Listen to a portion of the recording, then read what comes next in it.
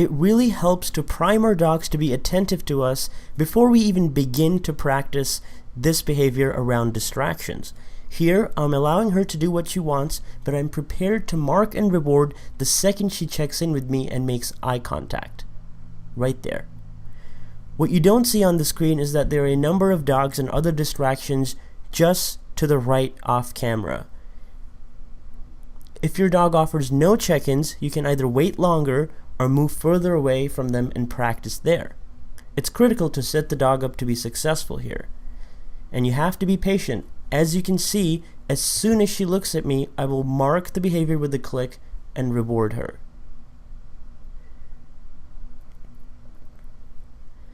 After this, I let her do whatever she wants, but remain watchful for the next time I get a check-in. I'm also not asking her to pay attention to me in any direct way, but letting her figure it out on her own and simply providing encouragement towards the desirable behavior. Soon enough, the dog will start to offer these check-ins more frequently and with lesser time in between, and this is how you know you're headed in the right direction. The second exercise that will help prepare a dog for successful recalls around distractions is attention building with eye contact. The dog must already know this behavior beforehand. If you'd like to learn how to teach this to your dog, you can see my tutorial on that topic.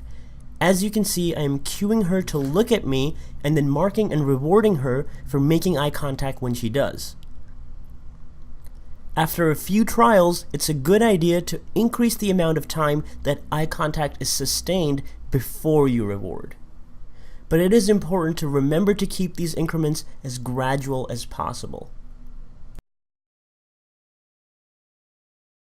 As you work on this exercise, remember that sometimes your dog's environment is going to be more interesting or more rewarding than whatever you have to offer. Your dog's unresponsiveness to the exercise provides clues about what needs to be adjusted to make this work. And here is an example of just that. As you can see, she's pretty distracted here. There's a lot of distracting activity happening very close to us, and so I'm not able to get the level of focus that I'd like to have. When this happens, we have to evaluate what's happening and what needs to change. It could be that they're not interested in the rewards that we're using, maybe they just need a little bit of a break, or they're not yet skilled enough to be able to drown out the noise. At this point, I decided to move about 10 feet further away from what appears to be captivating her attention at this time and try again. And having done that, you can see the dramatic change in her ability to perform the task at hand. This is just moments later. This tells me that this distance is more appropriate to work at right now, and over time, we can move closer to where we were earlier.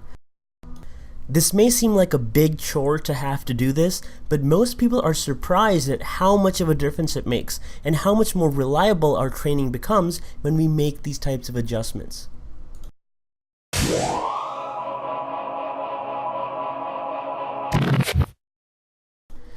And now we are finally ready to start doing some practice drills.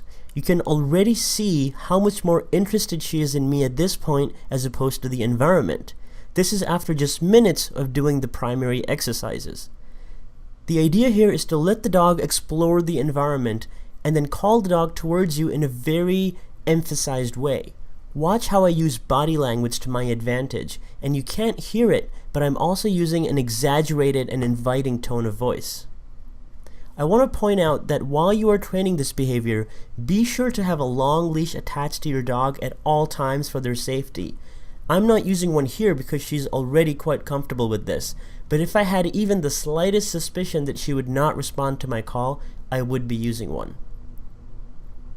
After she gets to me, I give her a treat and then use a release word to let her go back to explore freely. A few seconds later, I will call her again and repeat the drill.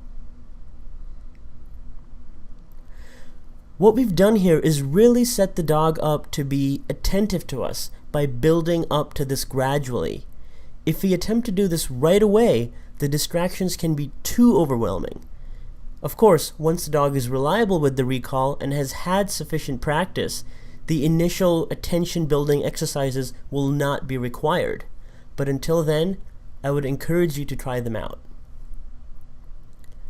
And finally, you can see how speedy the recalls already start to become.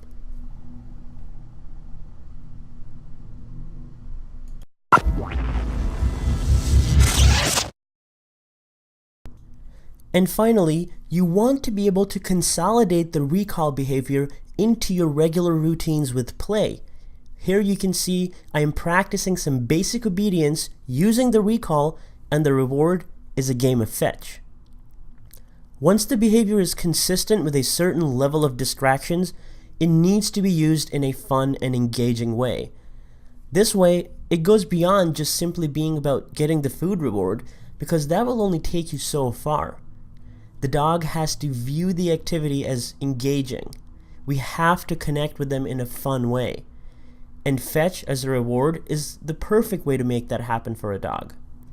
I highly recommend that if your dog has not yet learned to play fetch, that you start to work on that also.